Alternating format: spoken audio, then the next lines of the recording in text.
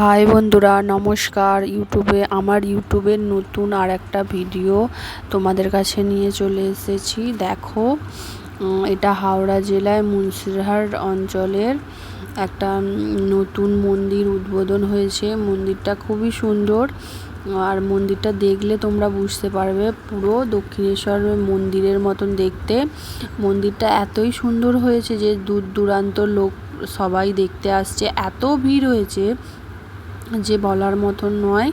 আর এখানের ঠাকুর খুবই জাগ্রত, প্রচুর ভিড় হচ্ছে। তোমরা যারা দেখতে ইচ্ছুক এই হাওড়া জেলার মুন্সিরহাট অঞ্চলের চলে আসো।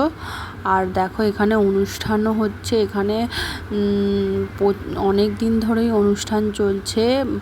মায়ের কৃপায় আশা করি সবাই ভালো থেকো, সুস্থ থেকো।